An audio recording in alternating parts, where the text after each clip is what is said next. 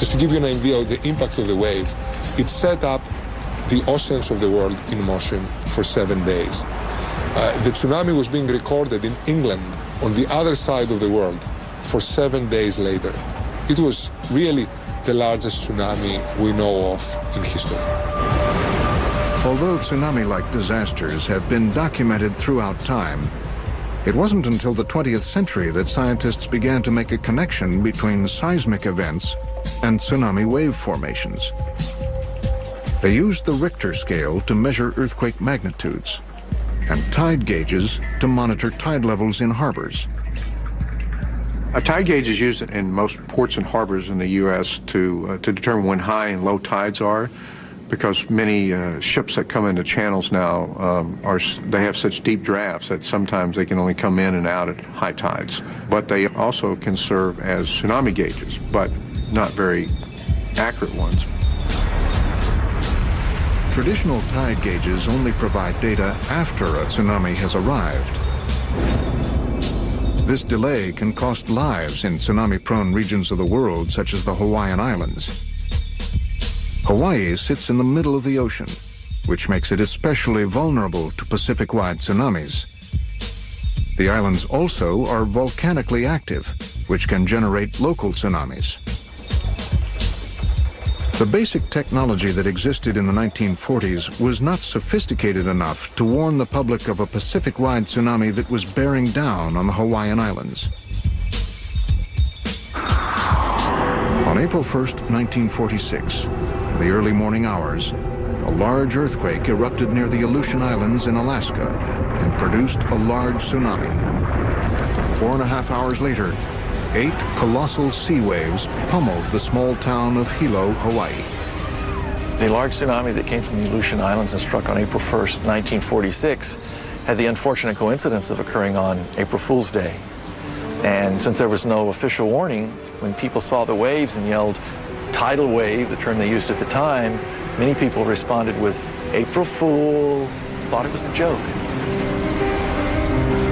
Many residents working or living near the coastline couldn't outrun the massive mounds of water that inundated the downtown area. It also overtook the Lapahoihoi school grounds. Marsu McShane, a teacher, was swept up by the monstrous waves. I went down, and it didn't matter how good a swimmer I was, except that I took a breath, you know, just instinctively, and all the bubbles, and I could feel myself being on the rocks, and I said, I'm dead. And I remember coming up again and taking another breath, and then I guess the tidal waved again, I went down again. I've always tried to emphasize, it's not a wave, it's a series of waves. It goes out, comes in, next one is bigger. Marsu McShane survived the tsunami. She was found clinging to a floating door. But in the end, 159 people perished, including 24 students and faculty of the Lapahoihoi school.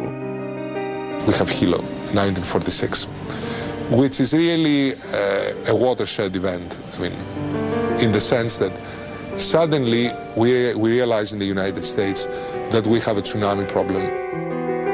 The tsunami that struck Hilo was the most destructive natural disaster in the history of Hawaii. The widespread devastation prompted local and international governments to create warning centers to minimize future disasters. In 1948, the Pacific Tsunami Warning Center was established outside of Honolulu. Oh, this must be a real one. It's a high-tech nerve center which gathers seismic data from 100 warning centers across the Pacific. We're getting data over the internet. Some of the data we even get over dedicated analog circuits, and we utilize VHF radio, microwave signals, and satellite transmissions to get the seismic data. We monitor about 100 sea level stations around the Pacific. And sometime after the earthquake, if a tsunami was generated, it will have traveled to the nearest sea level gauge. And so we'll be able to get a reading and try to make an estimate of whether this tsunami is big enough to cause damage. The The Pacific Tsunami Warning Center can receive information about an earthquake within minutes. Geophysicists input the magnitude of the quake into a graphical interface computer program that can estimate the travel time of the tsunami from its epicenter to all coastal regions in the Pacific. Tsunami arrival times can be calculated within 15 minutes of the earthquake that triggers it. Its epicenter can be pinpointed in 1 hour, and within 2 hours, it can be determined whether a tsunami will actually strike land. Speed is of the essence in what we do, because the quicker we can get out a warning, the more time the people at the far end, the people who need to respond to the warning, that gives them more time to do something. If an earthquake exceeds a magnitude of 7.5, a tsunami warning is transmitted by computer to agencies such as Civil Defense, police departments, and the American Red Cross. Local media broadcast warnings. Outdoor sirens alert beachgoers to evacuate the coastal areas and move to higher ground. Hawaii has one centralized system, so from the push of one button, sirens throughout the entire state will be sound, and there are certain sequences of these sirens that indicate a tsunami warning or indicate other kinds of hazards. Today, almost 60 years after the Hilo disaster, buildings are being constructed to withstand a tsunami.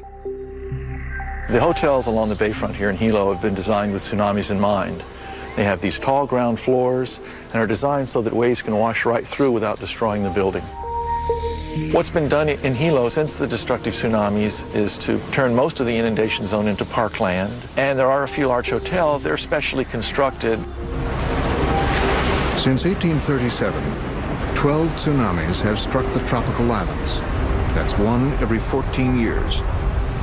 On the coast of Hilo, a shrine is dedicated to the 24 students and faculty of the Lapa Hoihoi School who perished in the 1946 disaster.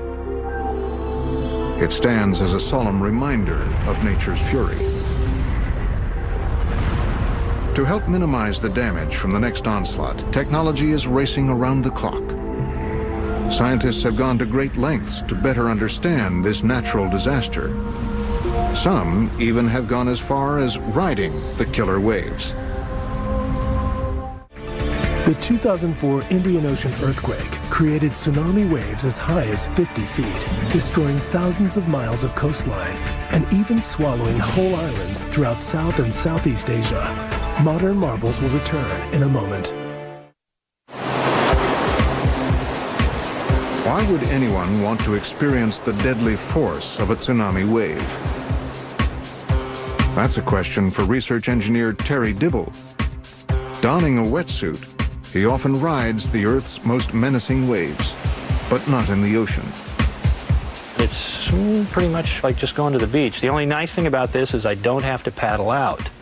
I can merely walk down to the other end of the tank, get in the water, point to the gentleman who's running the wave tank and say, turn on the waves, and wait for about the fourth wave, catch it, ride to the beach.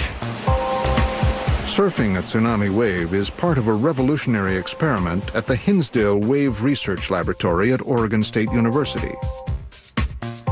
Inside a massive warehouse, scientists have constructed the world's largest and most advanced tsunami testing facility. They've built a wave simulation machine the size of a football field. The two-dimensional machine moves waves in two directions, vertically and horizontally.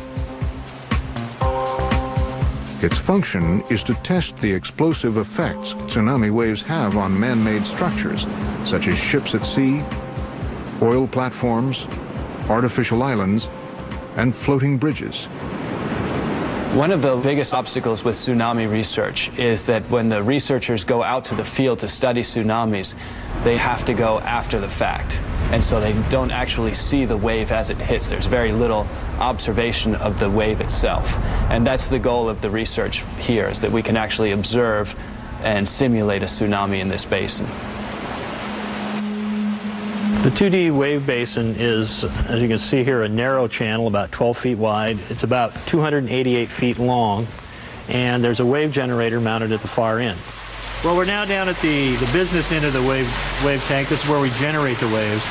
And the wave maker itself is just a hinged flap. If you look at this wave maker, it's an aluminum weldment.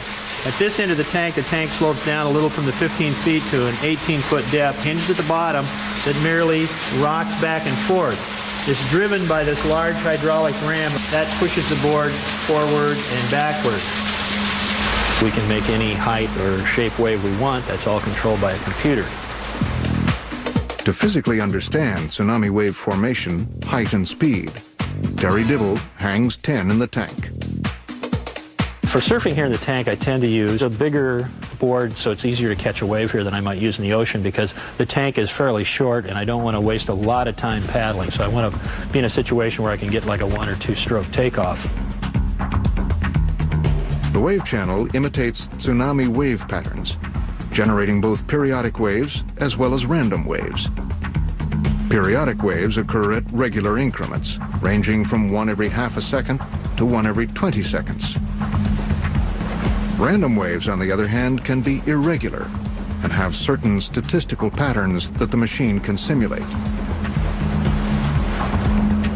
Our maximum wave height's about 5 feet, and that's at a period of about 3 seconds, meaning that if you stood in one spot, every 3 seconds a peak would go by you. When you're on the board, it doesn't feel any different than being in the ocean. You feel the motion, and as every surfer knows, you feel that when you kind of kicked off the wave. You start down the face, and it's just very strange to look to either side and see asphalt on the other side of the tank wall. It actually hasn't taught me much about tsunamis. I think the one thing surfing does teach you, though, is that it teaches you about the power of waves, period. Scientists gather data from the man-made waves to calibrate and verify their numerical models. For example, a 5-foot-high wave in the wave tank allows scientists to simulate a 50-foot-high wave on a computer model, which in turn tells them how a tsunami could affect coastal structures. Some examples of how our research has changed the coastal structures would include designing large armor units. These are typically 20-ton concrete units that would be placed on the coast, or protection of the infrastructure, for example, a roadway, a bridge, or large highways. The research laboratory also provides better navigation data for ships. When the ships are at sea, they don't even know that the tsunami has taken place, and they come back to the village only to find that tsunami has devastated the area.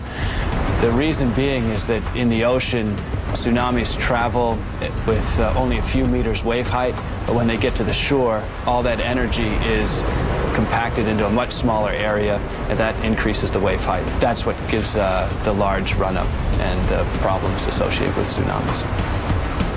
Now, a more severe case is if the ship is in the vicinity of where the tsunami is generated.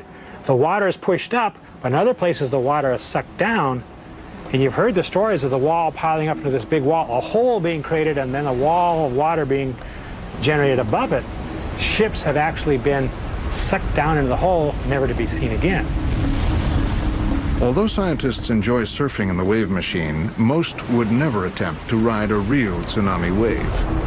Tsunami research is serious business, and no one understands the power of a tsunami more than the Japanese. After a 1,000-year history of disasters, Japan now has the technological tools to ward off the next seismic nightmare. The total energy released by the earthquake that triggered the 2004 Indian Ocean tsunami is estimated at 2 exajoules. That's the equivalent of 23,000 Hiroshima-type atomic bombs. Modern marvels will return in a moment. Japan is the tsunami center of the world. Throughout its history, killer waves have ravaged the country's coastline about every 50 years, causing insurmountable damage and loss of life. The Japanese, who named the deadly harbor wave phenomenon, are the best prepared residents in the Pacific. Today, some of the country's best lines of defense are large concrete retaining walls to keep the sea out of the city.